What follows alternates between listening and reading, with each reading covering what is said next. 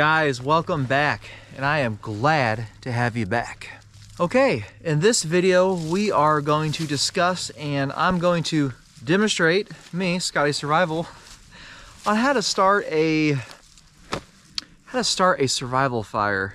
What kind of fire technique do I recommend to use in the area that I live in? Now we'll discuss this for a minute and we'll get right to the action. But I've been thinking about this for a while, and today I've been thinking about it too. It's after work, so it's dark out here right now, but I guess I just need to get off my chest. You will see in a lot of YouTube videos that you'll see people starting fires, and sometimes it looks easy, sometimes it looks difficult.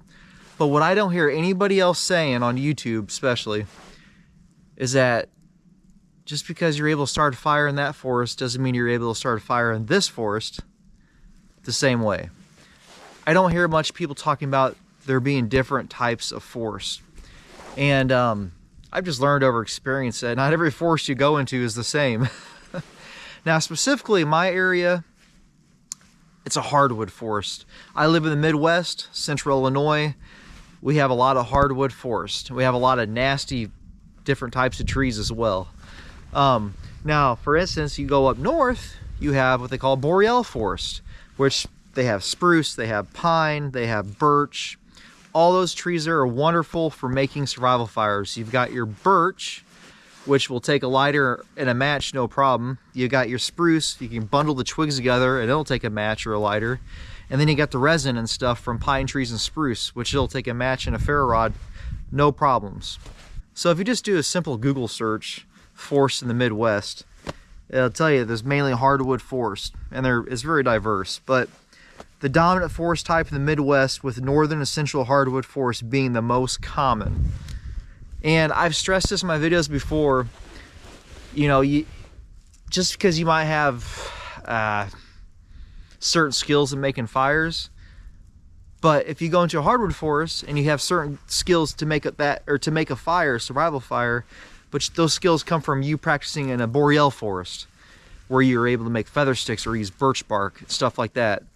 And then you get to another type of forest, which pretty much here in Central Illinois, it's mainly hardwoods. It's going to be a lot harder. You're not going to be able to get a fire going as easy as you would in a boreal forest. And there's plenty of videos out there you can see that. Now, what we're going to do today is I'm going to show you how I recommend starting a fire in the Midwest, a survival fire. And I think this is the best way to do it. So let's get to it. So what we have a lot of here in the Midwest, I call it, it's prairie grass. And there's all different types of it here. And basically, I believe it's just it's just dried up weeds pretty much, but as dry as can be. And that's what we're going to start off with first for making our survival fire tinder bundle. Basically, that's what we're going to be doing right now. And this stuff, all throughout the Midwest, this prairie grass stuff here, it's everywhere. And it's a great fire starter for the Midwest, not like a boreal forest, but in the Midwest.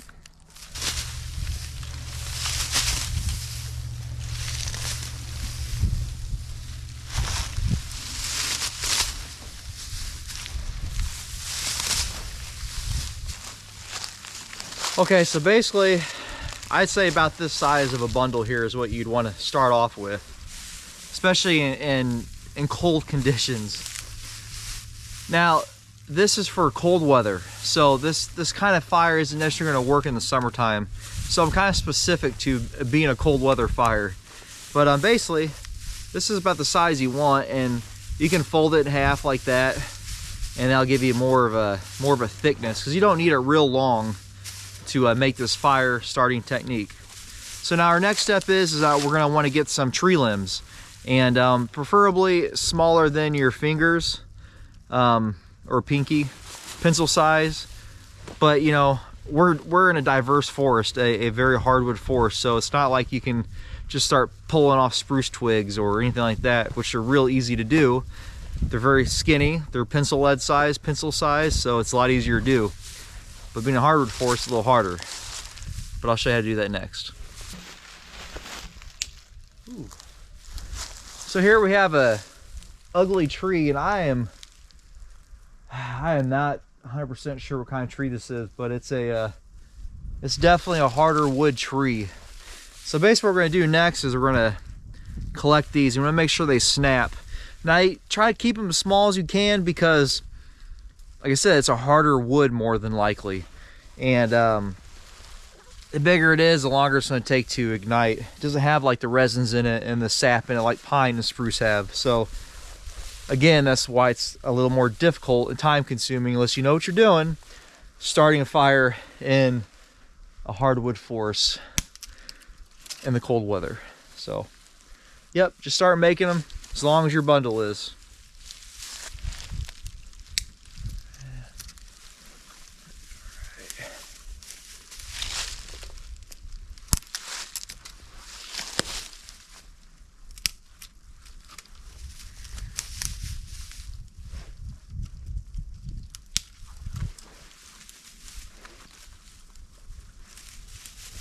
And you want to make sure they snap off, they don't bend. So this tree's still alive, but the branches on it are snapping off, so they're dead.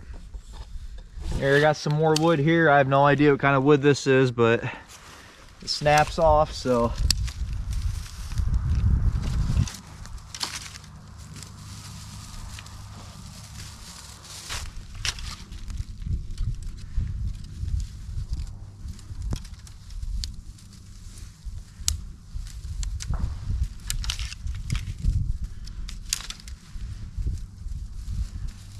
So basically what you're going to come up with is you got that prairie grass that we talked about, and you got the hardwood twigs wrapped around that.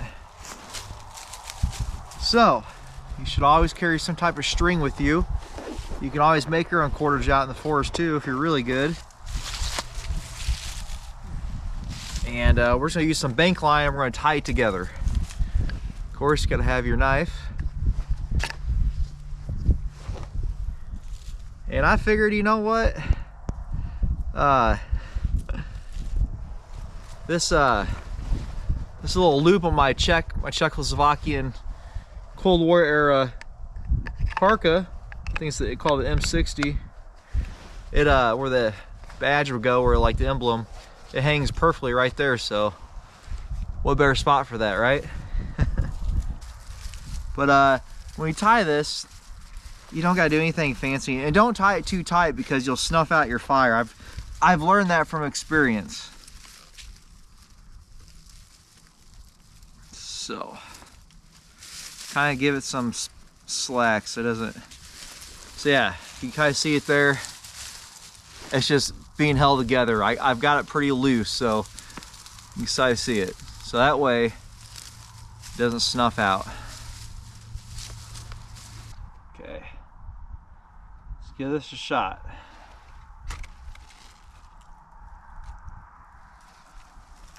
I go upside down with it like that. It lights off pretty good as long as it's not real a lot of moisture in it and dampness. It will light up really good.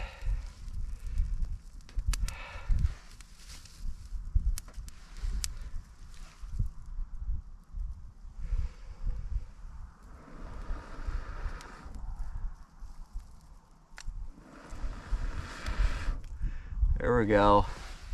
It's got a little moisture in it.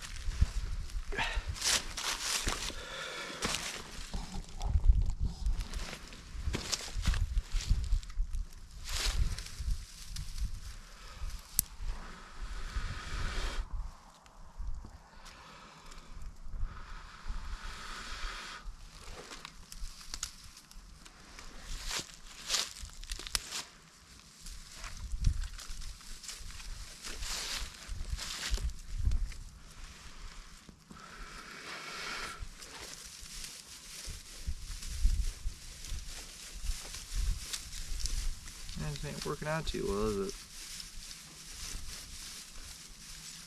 Huh. Okay, I'll try it again. This stuff might just have a little too much moisture in it. Don't give up.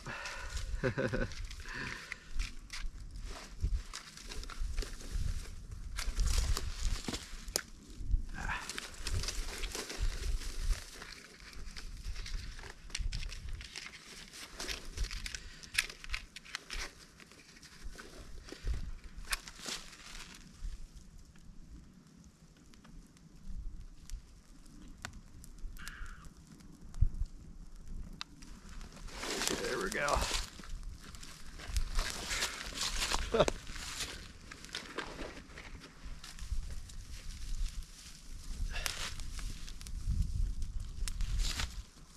I don't know if you guys can see it on camera.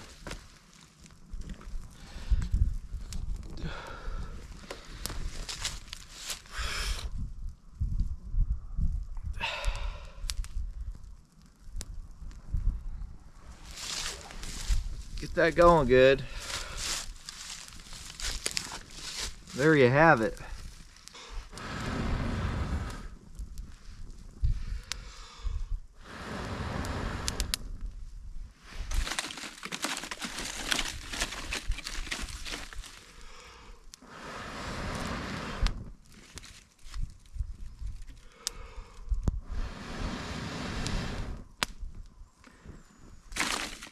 Basically, of course, you are going to have your other wood cut and pulled out and everything, so you'll set that down.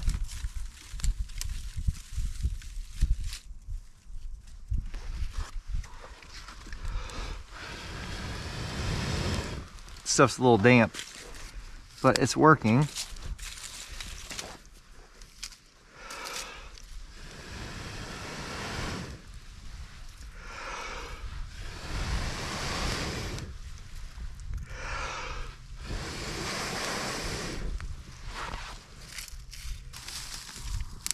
There we go.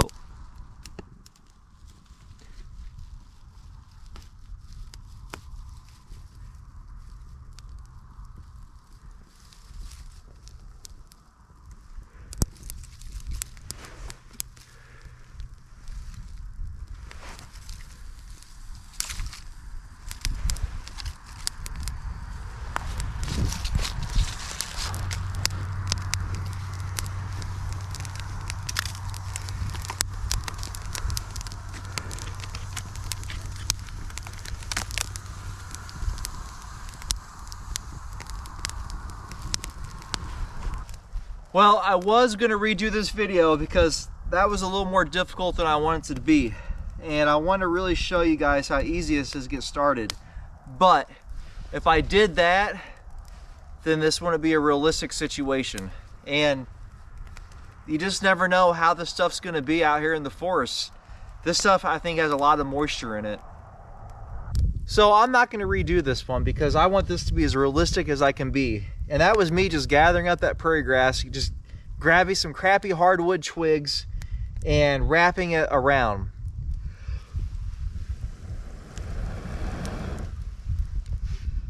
But you see it's going just fine now. A real survival situation, your fire is probably not going to be going all that great at first. Everything depends on weather. And these are things that you don't normally see on YouTube. And they make it look so easy, but it's not always that easy. And as you saw in my case, it took me quite a few times to get that going and stay going. And that's the reality. This is the reality of a hardwood forest. A lot different than a lot of other forests, especially the boreal forest. So I will put a link up in the screen to a video where I made one of these before. I don't know what you'd even call this. But there's plenty of videos showing you how to make this type of fire, but they don't explain to you that to make this type of fire method or technique, it's very useful in a hardwood forest. And I never see anybody really explain that. So that's what I wanted to do in this video. So guys, I just want to come and make that video for you. And it's just something I've been wanting to talk about it a little bit. And I hope I explain myself pretty good on what I'm trying to explain here. But yeah, it's just something you don't really see too often. And the kind of forest I live in, I think that's a really good method to start a fire in the cold weather. You can't make feather sticks really all that well with, let's say, a black locust tree, which we have lots of locust trees around here. You're not gonna make very good feather sticks. I've done it with hedgewood. It's hard, it's a harder wood, but it works. But I think this is probably one of the more reliable methods. And you saw that even what I had with this moisture content and all that crappy wood that was surrounding it, it still finally lit up and stayed going. And so anyways, like I said, I could have switched it out and did a different one. did it during the day and got it all perfect and just right. But then what fun would that be? Because it really wouldn't be a real survival fire starting technique, right? So I'm just trying to keep it real with you guys tonight. So anyways, I hope you guys enjoy the video. And guys, we have winter. Well, actually winter is here 2 days ago, but it's starting to warm back up again. So I'm kind of getting sad and depressed.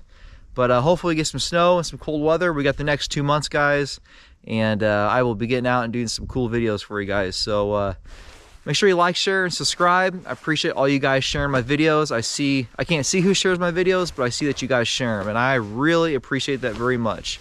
5,000 subs. When we get to 5,000 subs, the giveaway for that is going to be awesome. So anyways, I will see you guys in the next video, and I hope you enjoyed this video. I hope we all learned something tonight. And I hope you guys leave your comments below. All right, guys, I will see you in the next video. All right, God bless and take care. Bye.